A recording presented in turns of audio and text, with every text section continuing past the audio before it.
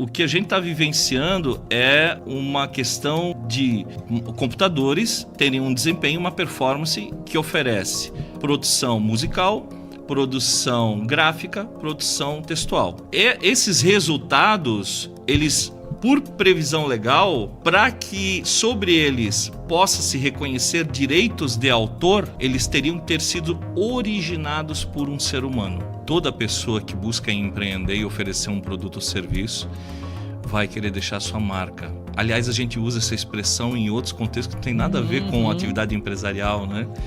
Quantas marcas a gente conhece que a presença exagerada faz mal, né? Então, o excesso da presença, sem o devido cuidado com a distintividade, pode frustrar exatamente essa função, que é diferenciar o produto, ao ponto do consumidor ser completamente indiferente. Ele passa a achar que aquilo que é marca, a rigor, é um gênero.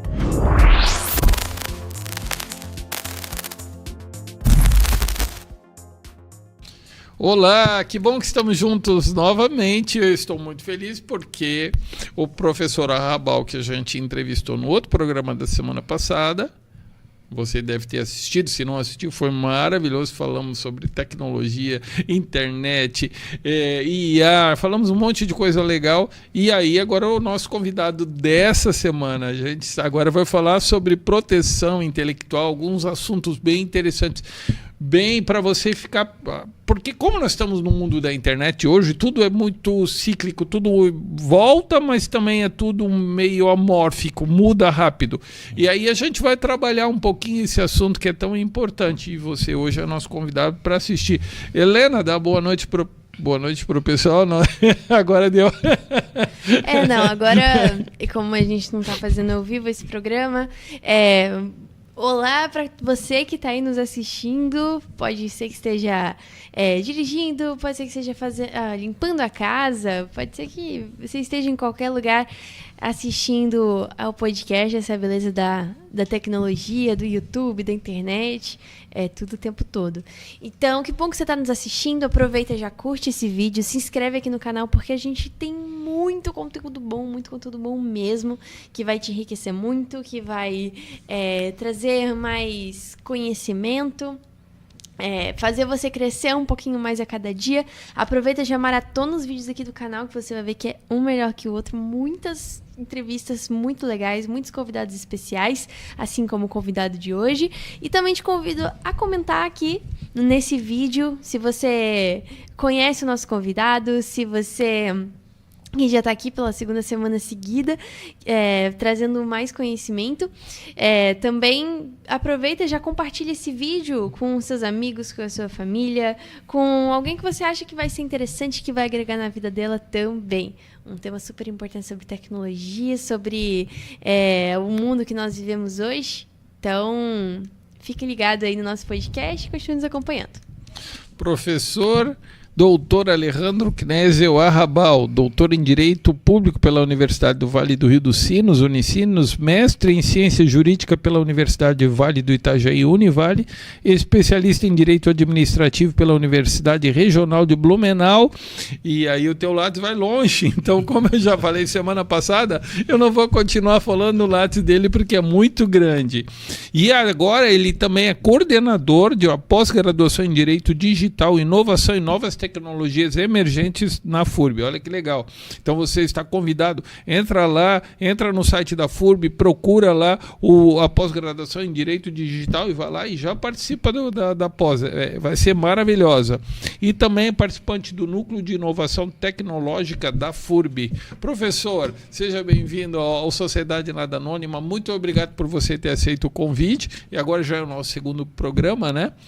E então a câmera está aberta para você, os microfones, para cumprimentar o pessoal de casa aí. Ou de algum lugar do planeta também, né? Como eu sempre digo, né? Muito grato a você, Leonardo, Helena, pelo convite, e espero poder contribuir para aqueles que nos ouvem, nos assistem pelas redes, pela internet, num tema ou em temas que são conexos ao que a gente conversou, eles são próximos ao tema do podcast anterior, mas desbravam outros horizontes também, que vão atender, imagino, ao público empresário, empresária, e também as pessoas que lidam, principalmente, talvez, com cultura, com economia criativa. Não é? Então, mas vamos lá, a conversa é que vai abrir o horizonte para nós. Tem um cara muito polêmico na história do mundo que é chamado Adolf Hitler. E ele um dia, pensando lá nos botões dele, ele pensou assim, eu tenho que fazer um carro para o povo. Aí, o povo alemão, eu estou construindo um monte de autobahns, né, aquelas estradas maravilhosas, gigantes, que até hoje ainda funcionam na Alemanha.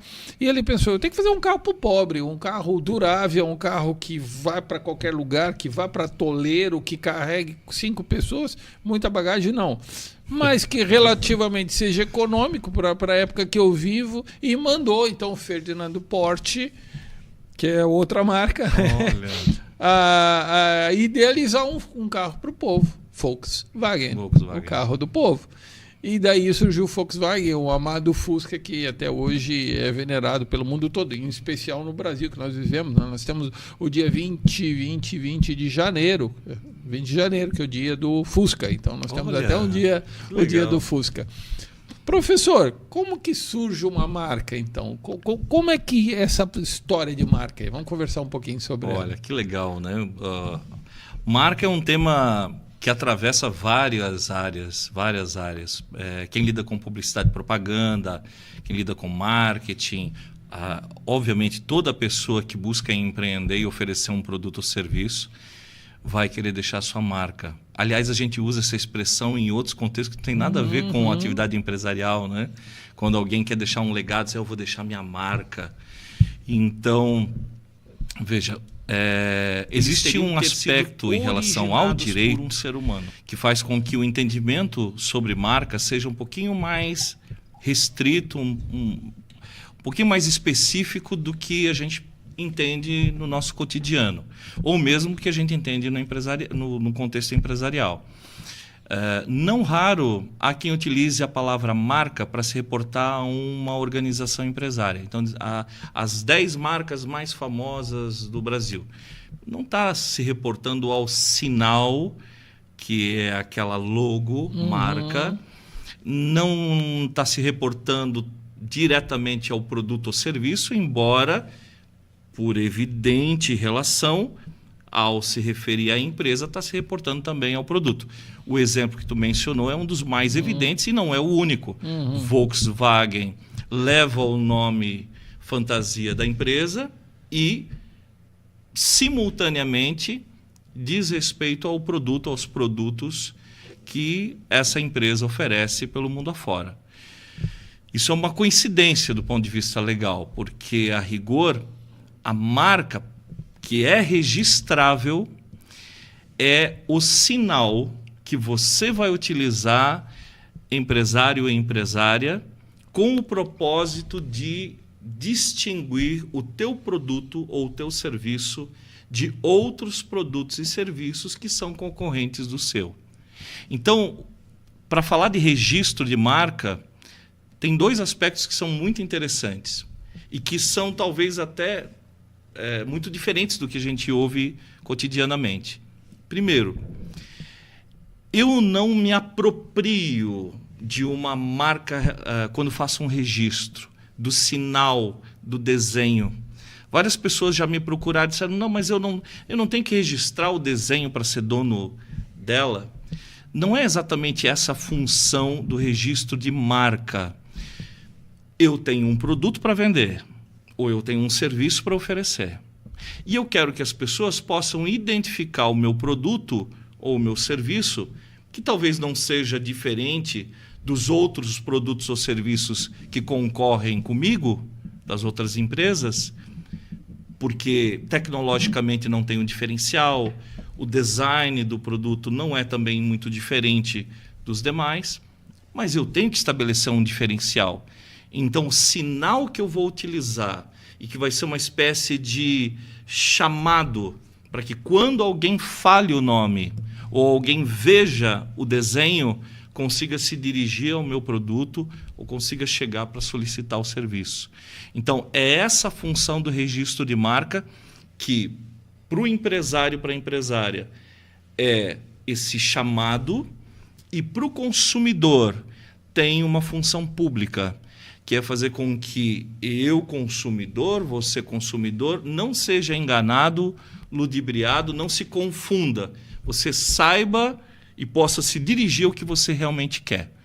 Então, esse é um aspecto fundamental em relação ao registro de marca, que torna... É algo muito poderoso, muito importante para a atuação empresária, mas muitas vezes é mal compreendida, porque, salvo situações que talvez não sejam tão raras, mas elas só se constroem com o tempo, que é o autorrenome, é que a gente vai ter uma fidelização ao ponto de eu poder dizer, não, realmente eu sou dono desse sinal para o que eu oferecer, independentemente do que eu vou oferecer. O que é autorrenome?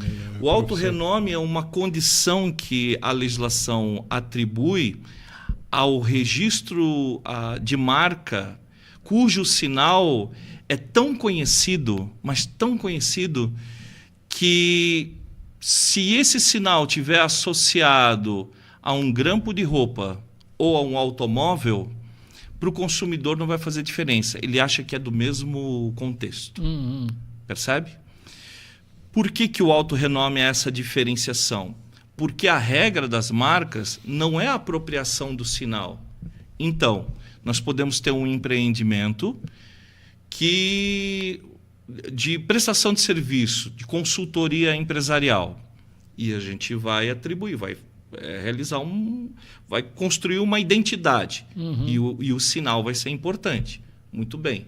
Esse sinal nós vamos utilizar como marca para marcar. É isso. Né? O sinal isoladamente, o desenho isoladamente, a palavra isoladamente, ele por si só não é uma marca. Ele é usado para ser uma marca. E você ter o privilégio de utilizar aquele sinal para vincular teu produto, ter essa exclusividade depende de um registro que é feito no INPI. Percebe? Então, significa dizer que um outro empreendedor que não tem nada a ver com a nossa área, nada a ver. A gente faz consultoria empresarial. Mas o outro lá vende camiseta. Ok. Vai usar a mesma palavra. Se não gerar confusão, consumidor que pensa no universo empresarial de consultoria vai lembrar da gente por aquele sinal. A pessoa que pensa em vestuário vai lembrar daquele produto naquele segmento. E isso pode acontecer sem gerar confusão nenhuma. Nós vamos utilizar aquele sinal, a outra empresa vai utilizar aquele sinal também, mas para produtos diferentes, porque a gente não concorre e não gera confusão. Diferentes. Perfeitamente. Então, isso é muito importante que as pessoas, de um modo geral, saibam, para o empresariado, que, assim, eu posso dizer pelo convívio. Várias pessoas com quem eu tive a oportunidade de conversar, que pretendem iniciar um empreendimento, ou já está há algum tempo, não tem muita clareza sobre isso. Acham que realmente se tornam donos pelo registro. O registro é muito importante, mas não é ser dono do sinal que vai acontecer. Agora, nós estamos 20 anos no mercado, utilizando o mesmo sinal. A gente investiu horrores em publicidade e propaganda. As pessoas vinculam o nosso nome e está bombando em tudo quanto é lugar. Bom, aí a gente começa a ter o tal do autorrenome. E essa projeção pode levar, então, a uma certa confusão. Se essa confusão se estabelece, então, para frear a confusão, a gente vai reivindicar lá no INPI, além do próprio registro que a gente já tem, a gente vai bancar a reivindicação do autorrenome, do reconhecimento do autorrenome. Existem marcas que, assim, o próprio Estrela, como é autorrenome. É autorrenome. Tem outras, eu não vou lembrar agora e também não quero Bombril, cometer... eu acho que também, né? Acredito que sim. A gente pode até supor, embora isso caberia uma observação lá para ver se realmente tem o autorrenome ou não, mas o autorrenome não é algo atribuído pelo INPI, que é o Instituto Nacional de Propriedade Industrial, que é onde a gente pede o registro da marca. A gente tem que pedir lá, mas não só o pedido. O pedido ele tem que ser acompanhado de uma comprovação, de um dossiê que demonstre, não, realmente é de autorrenome. Deixa eu dar uma dica para você que está nos assistindo. Por exemplo, você, eu quero montar agora uma marca nova e está contratando alguém para fazer isso. Entra lá no site do NPI, tem um local chamado Busca Radical, vai ali na Busca Radical e escreve o que você acha que é. Aí você vai verificar se já está registrado, se tem o registro anterior ou não. Entendeu? Aí você já ganha um grande caminho. É melhor do que mandar fazer toda uma arte, montar todo um esquema, de repente vem alguém ali e acaba... Professor, uma pergunta que eu acho que as pessoas também não conhecem. Eu registrei minha marca aqui no NPI do Brasil, está registrada nos Estados Unidos, na Arábia Saudita, ela está totalmente protegida. É assim que funciona? Pois é. A proteção via registro de marca, ela diz respeito a essa identidade do produto circulando em um determinado mercado.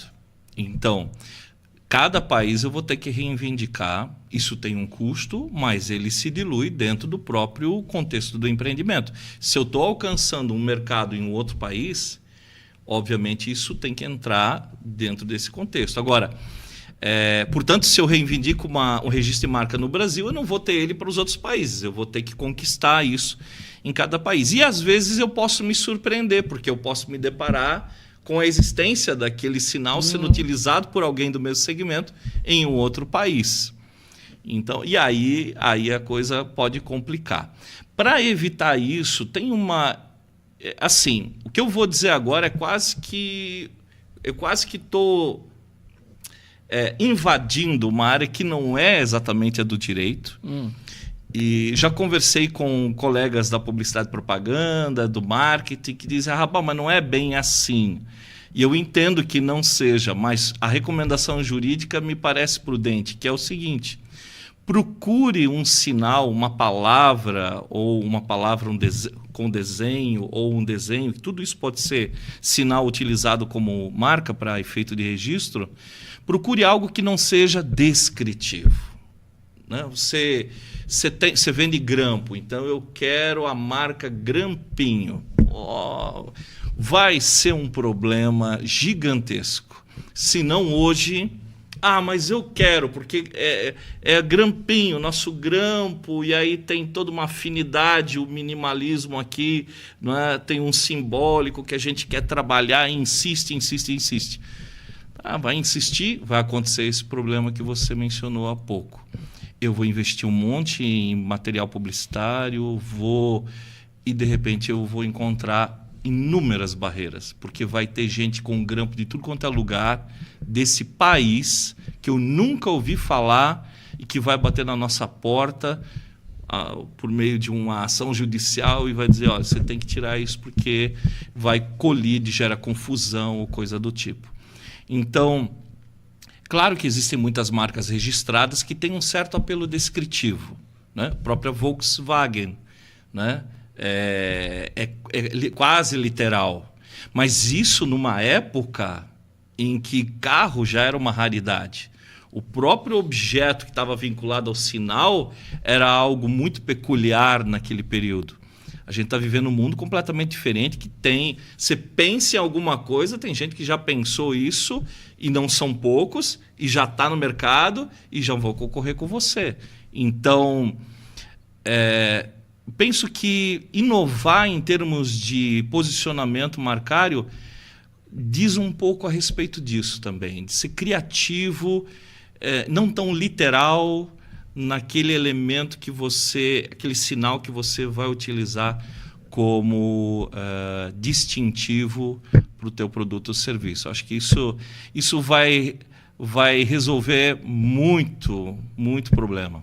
Deixa eu falar um pouquinho do princípio da anterioridade para o professor. Vou dar um exemplo, não é o meu caso, né? Mas dar um exemplo. O meu avô tem uma confecção há 30 anos, tinha, e eu acabei herdando, ele nunca se preocupou em registrar a marca, para quê? Botar lá o Rabassa e Filhos, que era o nome do meu avô, bisavô tinha um empório chamado Rabassa e Filhos. Botar ali, isso aí não precisa. De repente alguém vai ali e registra o Rabassa e Filhos.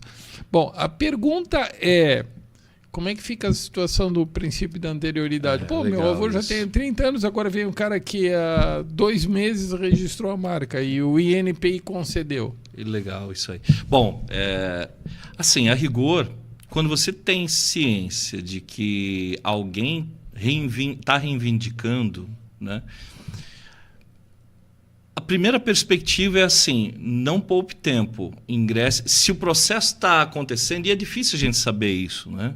Porque você tem que estar... Normalmente as empresas que atuam, os escritórios de marca de patentes, fazem esse tipo de acompanhamento. Certo. Né? Avaliam para verificar se tem alguém com alguma pretensão. Né? Então existe... É um investimento que você faz... dependendo do aporte econômico do empreendimento, vai ser um investimento significativo, mas ele vai se traduzir no futuro da empresa, ou pelo menos em poupar muito recurso que você teria empregado, se empregou sem tomar esse cuidado, vai estar jogar fora, porque vai ter que fazer tudo de novo. Tá. Mas a anterioridade...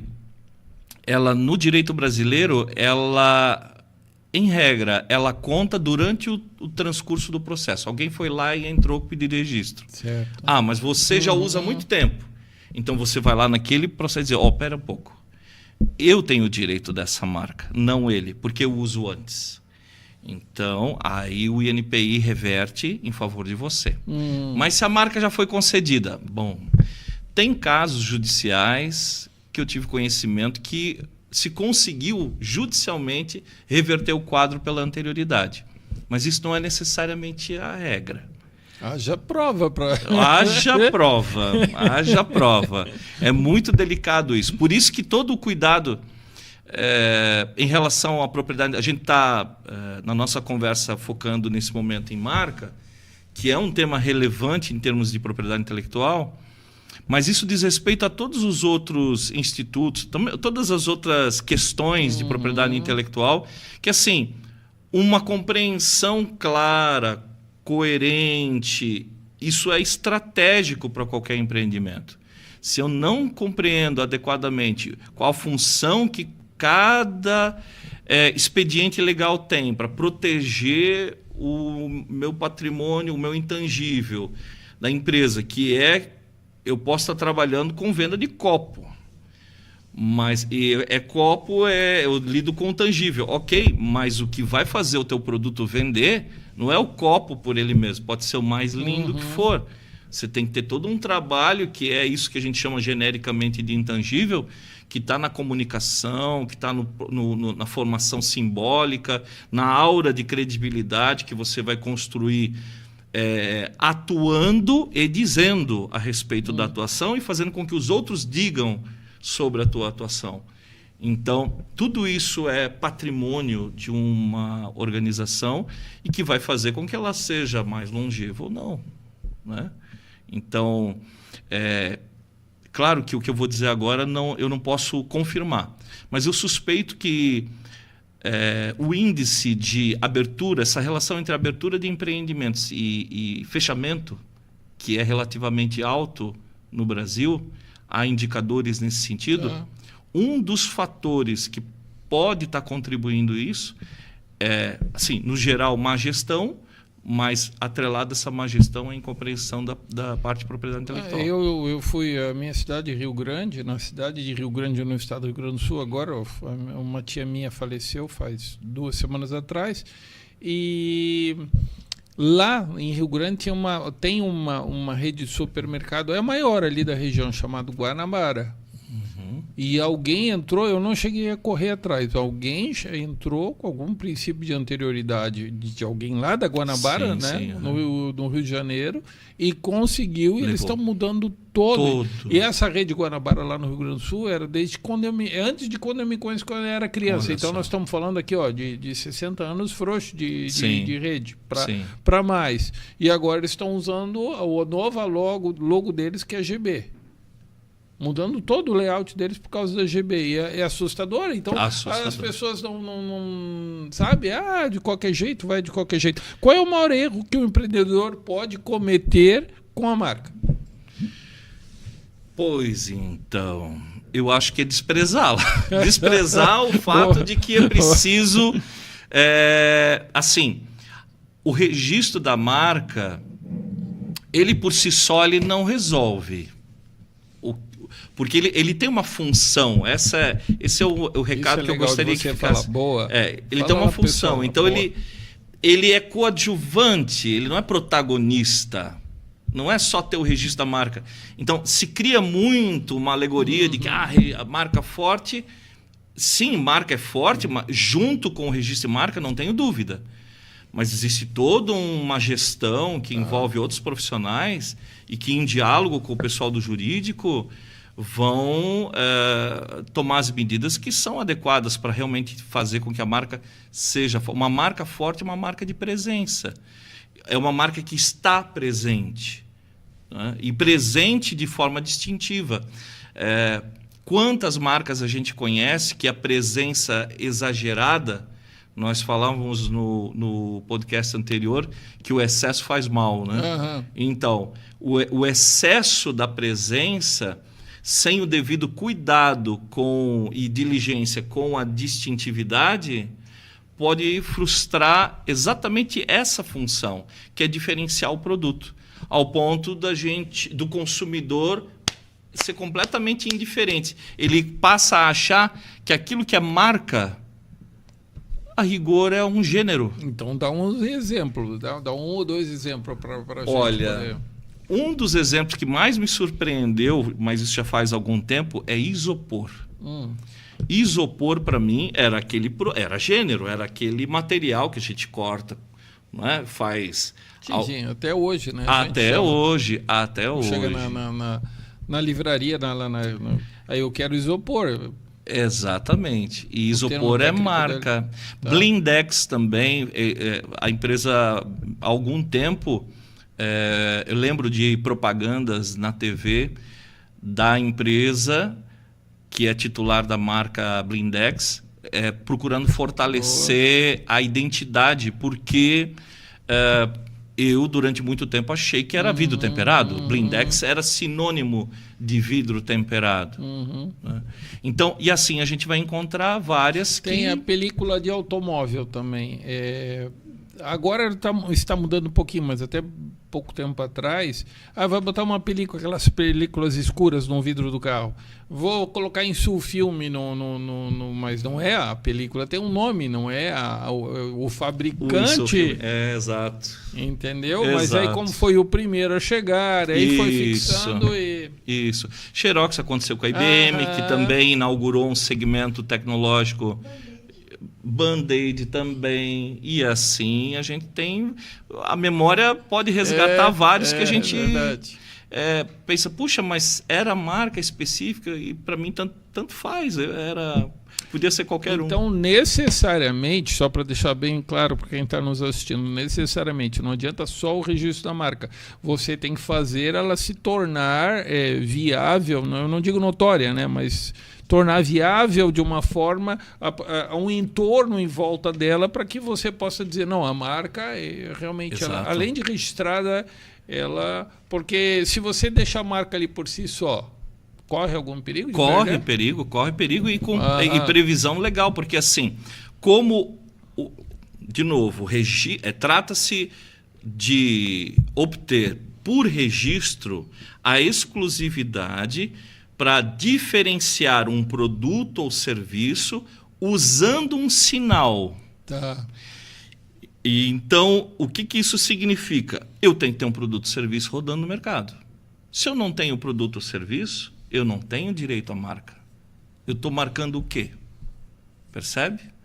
Então, alguém que eventualmente tenha registrado uma marca em algum momento para distinguir um produto ou serviço e depois abandona a atividade econômica, ele está sujeito a perder, inclusive, a marca, porque o registro da marca, a exclusividade, ela acompanha o caráter vivo do empreendimento. Certo.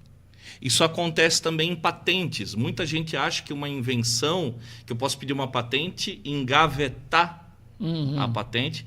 Isso só faz um certo sentido quando não se sabe que patente, que a própria palavra sugere, se a gente pegar no dicionário, o que é patente? É uma coisa que é conhecida por todo mundo. Então, a patente é a descrição técnica de algo que tecnologicamente ainda não existia daquele jeito, certo, e que eu ofereço para a sociedade, e ao oferecer esse conhecimento para a sociedade, eu vou ter um bônus de 20 anos de exclusividade.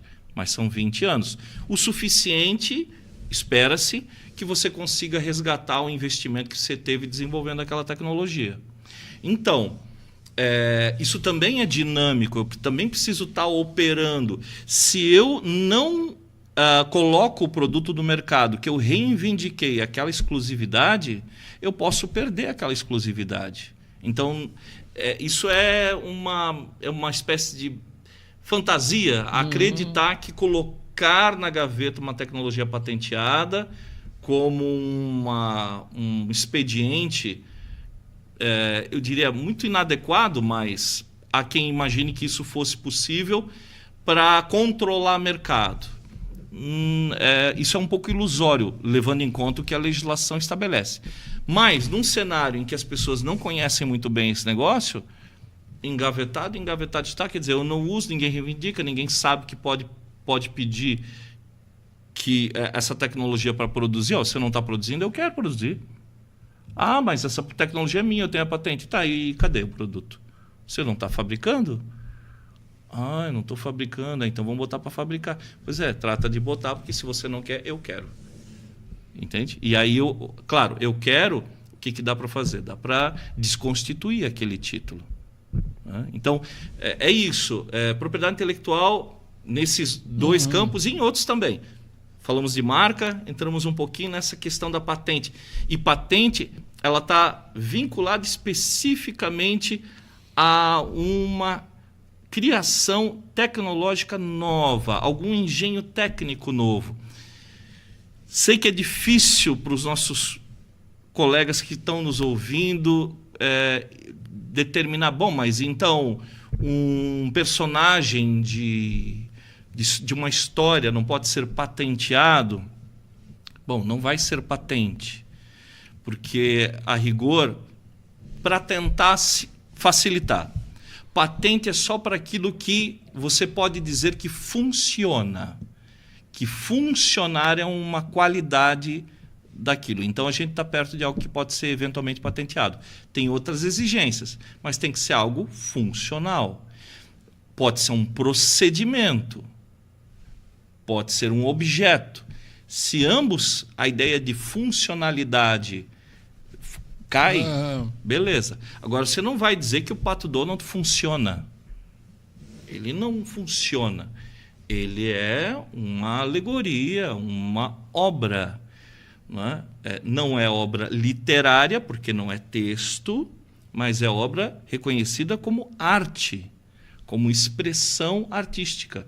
E aí a história não tem nada a ver com patente, tem a ver com direitos autorais, que aí é outro universo. Os direitos autorais é bastante interessante. Por exemplo, uma música, Isso. Se você pega uma música e coloca lá no meio alguma coisa, lá no meio do Rolling Stones, que um solo de guitarra que eles usaram em alguma música, já vai dar problema na tua, porque ela lá tem um direito autoral lá atrás que já foi outorgado por eles.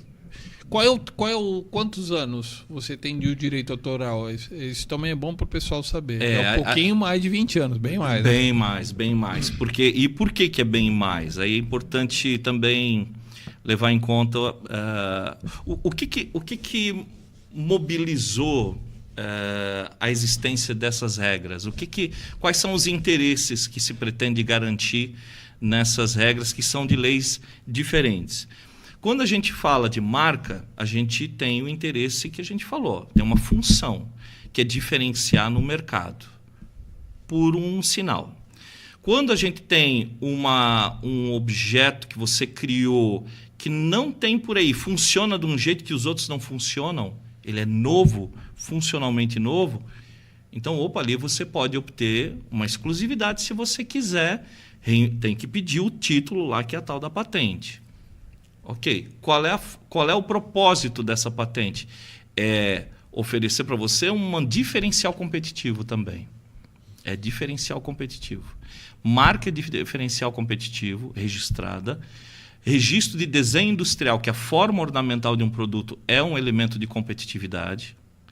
E patente, que é um artefato tecnologicamente diferenciado, é um fator de competitividade. Existem outros, mas a propriedade intelectual oferece esses 3. Direito autoral não tem a competitividade como um valor de partida. O direito autoral ele tem como valor de partida, como as regras que foram criadas e que fazem parte do direito autoral, elas dizem respeito ao ser humano que cria, que se expressa, que desenha, que canta, que cria canções, que faz poemas, escreve livros. Pouco importa a função disso. Se alguém no mercado estiver disposto a pagar, essa é uma conversa que a lei só vai dizer o seguinte: se alguém fez, ele merece retribuição pelo trabalho que fez. E como isso tem matriz de proteção humana, o tempo de proteção é a vida da pessoa inteira e mais 70 anos em favor dos herdeiros. Mas por que 70 anos? Aí tem todo um arsenal histórico que não vê o caso de a gente detalhar, mas que tem influência muito grande da cultura francesa. A França, no século XVIII, foi uma referência absurda em tecnologia e cultura para todos nós, para o direito e para muitas outras coisas da cultura brasileira. Tanto é que a gente tem palavras que fazem parte do nosso cotidiano que são francesas, né? E que dizem respeito ao mobiliário de uma casa. Né? Então... A construção também. Né? Isso. Há uns bons anos, naquele período, a atividade criativa e a remuneração à atividade criativa ela estava muito colada em garantias previdenciárias. Até hoje, quem descobriu isso foi o meu filho, que também se formou em Direito, e ele vem estudando mais detalhadamente, e nos estudos dele ele percebeu no direito francês uma afinidade com o direito. Eu jamais iria pensar isso e abstrair essa ideia. Tá. Mas ele conseguiu perceber que há, na literatura jurídica atual, uma relação muito estreita entre direito previdenciário e direitos autorais. Por quê? Porque, no fundo, a proteção é humana, é garantia de existência, de valoração econômica e valoração da reputação. Então, veja, não é um pouco diferente, né? E elas não colidem. Elas vão se aproximar em algum momento. Um desenho, antes de ser uma marca registrada para diferenciar um produto, foi a rigor feito por alguém, por um ser humano. E sendo realizado por um ser humano, tem que conversar com ele. Quanto é que é? Você vai me licenciar o desenho? Eu quero usar como marca. Ou você quer transferir os direitos de exploração comercial desse desenho para mim, para que eu tenha plenas condições de explorar esse desenho? Quanto é que é? De graça nunca é. A lei diz bem claramente, não existe gratuidade em direito autoral, nenhuma. Sempre se presume que envolve algum tipo de remuneração. Apenas pela vontade de quem criou, expressa, em alguns casos por escrito, a legislação vai exigir, que então a pessoa pode dizer, olha, estou entregando de graça. A gente não pode presumir que algo que esteja disponível na internet, como a gente comentou no podcast anterior, de que porque está na internet, não, está livre ali, está disponível, posso pegar. De jeito nenhum. Não mudou e isso não vai mudar. O desafio que a gente está vivenciando agora, e que é bastante intrigante, porque ele é um aspecto de mercado com um impacto muito profundo é a criação de trabalhos que são protegidos por direito autoral e são implementados por IA. Essa pergunta também eu ia te fazer, porque assim, ó, a Billboard agora faz 2-3 meses, uma das músicas top da Billboard foi feita por IA. Pois é. E aí, como é que fica a proteção dessa marca aí? Porque alguém mandou a IA fazer, ela fez, ó, eu quero, o prompt foi assim, assim, assim, assado, ela fez, o pessoal gostou e rodou no mercado. E aí, como é que fica a proteção dessa marca aí? Então, os fatos da vida vão fazendo com que a gente tenha que resgatar os motivos pelos quais certas regras foram criadas. Então, às vezes a gente se depara com isso. Eu imagino que em automóveis deve existir muito. Por que raios botaram o motor na posição X? Se podia ser diferente, talvez essas perguntas tu já tenhas te feito em algum momento por algum outro elemento de algum automóvel. Mas, veja, o que a gente está vivenciando é uma questão que diz respeito ao fato de computadores terem um desempenho, uma performance que oferece produção musical, produção gráfica, produção textual. Tá. Esses resultados, eles, por previsão legal, para que sobre eles possa se reconhecer direitos de autor, eles teriam que ter sido originados por um ser humano. Então, vou te dar um exemplo que é próximo ao que a gente conversou com marca, só que agora de patente. Existe uma invenção que supostamente foi criada por uma IA. A IA chama-se Dabus, se não me falha a memória. E um grupo de advogados e advogados pesquisadores, se eu não me engano, se não me falha a memória, começaram a empreender a reivindicação da patente dessa tecnologia em vários lugares do mundo.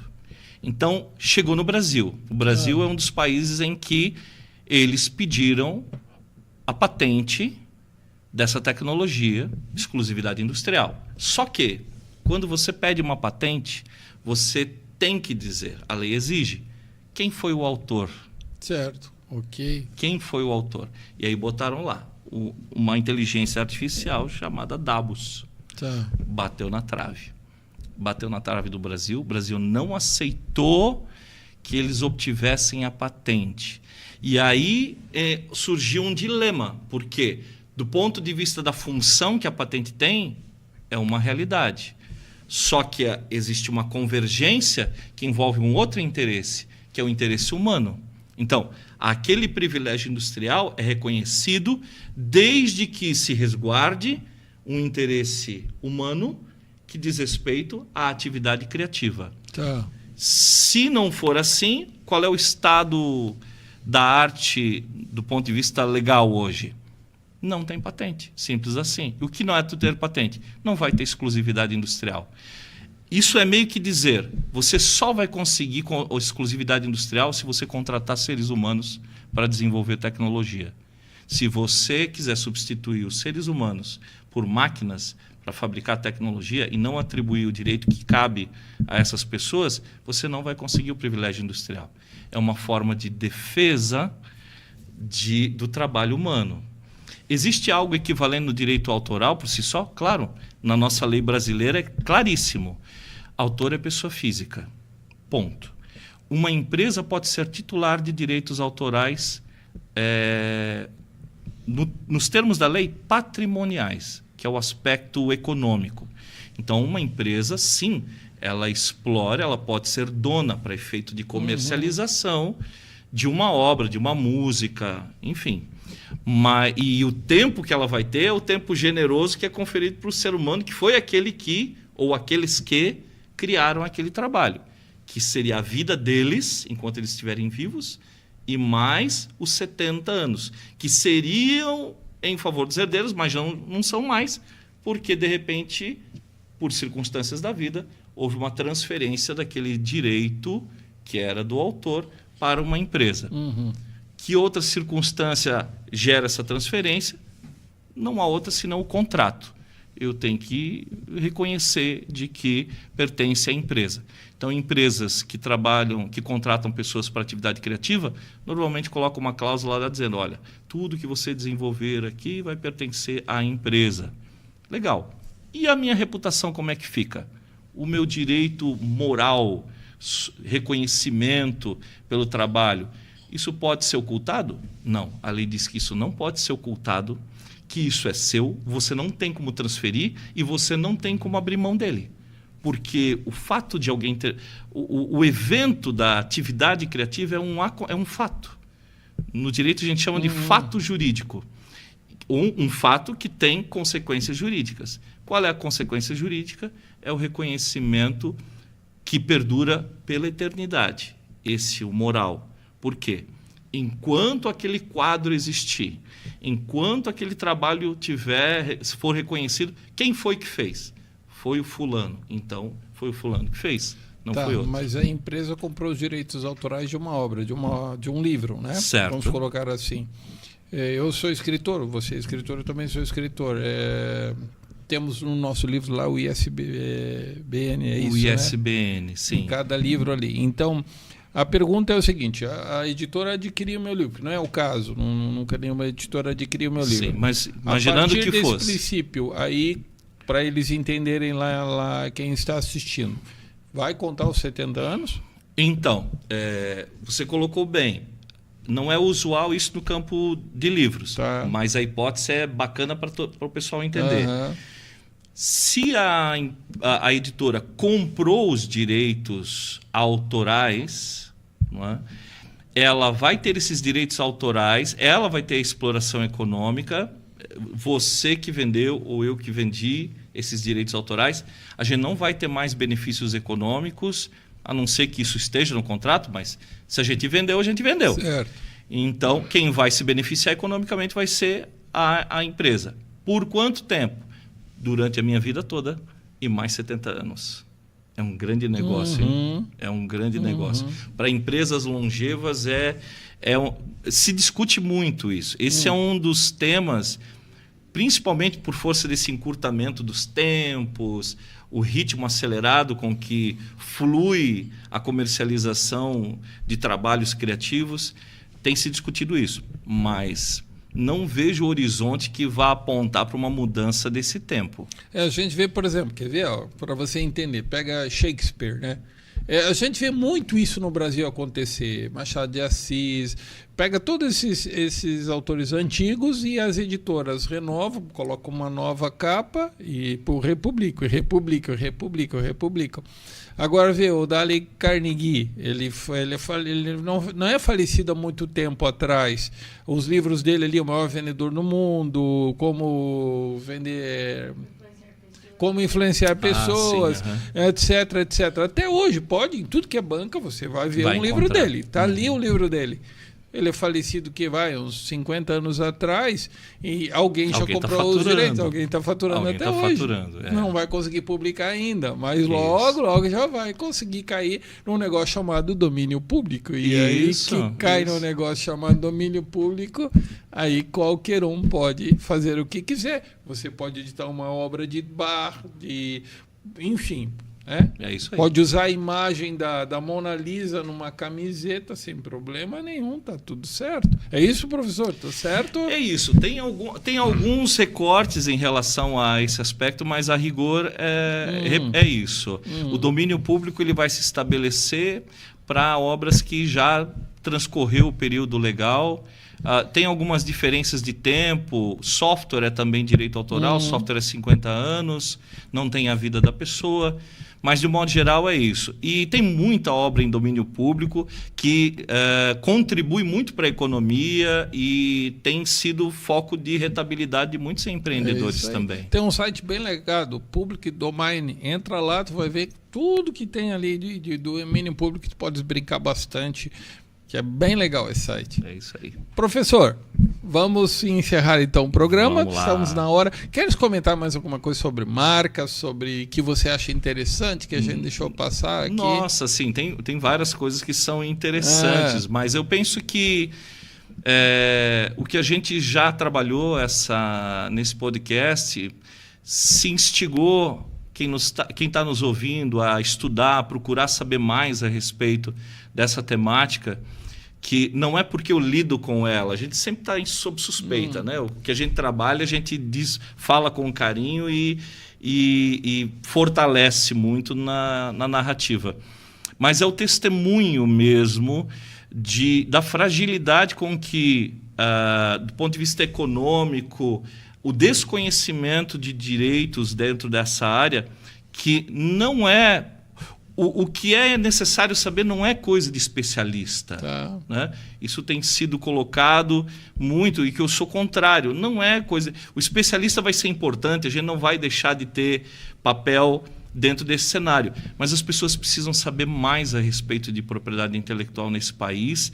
E quem tem buscado contribuir muito com isso são unidades que existem em universidades chamadas Núcleos de Inovação Tecnológica.